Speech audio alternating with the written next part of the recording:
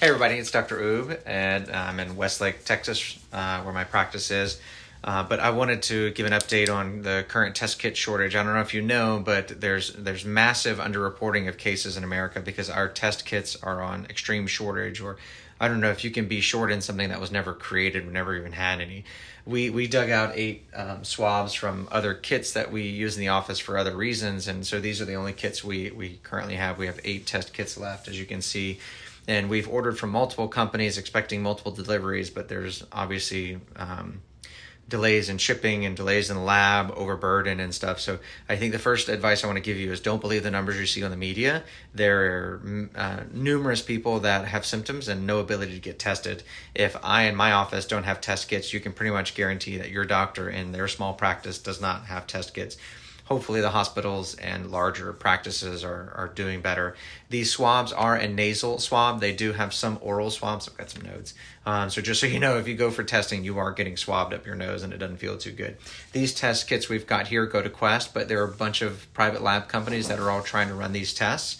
And so some companies do COVID-19 only. So these test kits do COVID-19 only. But there's a new article I saw that says that co-infections of other respiratory illnesses or respiratory viruses are common along with COVID-19. And this may explain why some people get a significant illness and others don't. Maybe they have other co-infections. So some of the labs we're talking to and trying to get test kits from actually do a respiratory panel in addition to the COVID-19 testing. And so it just depends on which swab you do. Ask your doctor, ask your person testing, what kind of results will I get?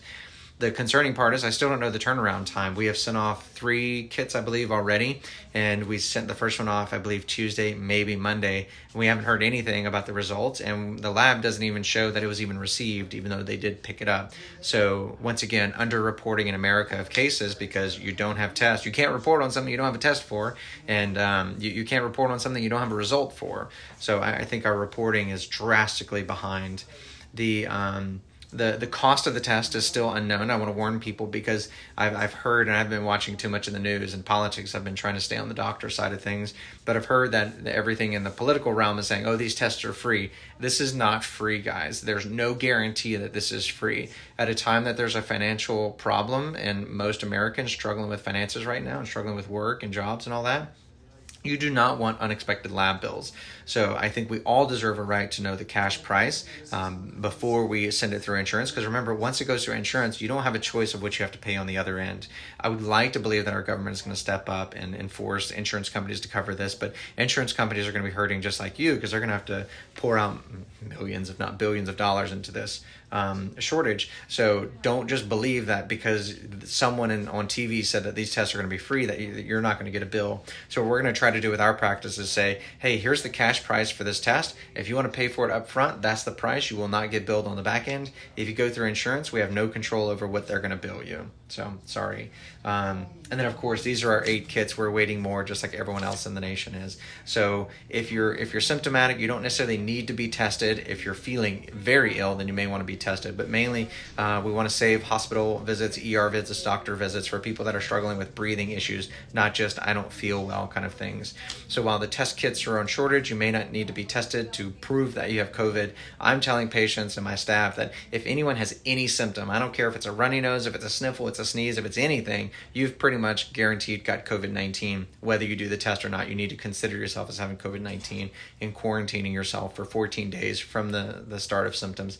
As test kits become more available, I'm going to encourage people to go run out and get tested as much as possible. So this is just an update on test kits that we have because I've been telling people that we don't have any.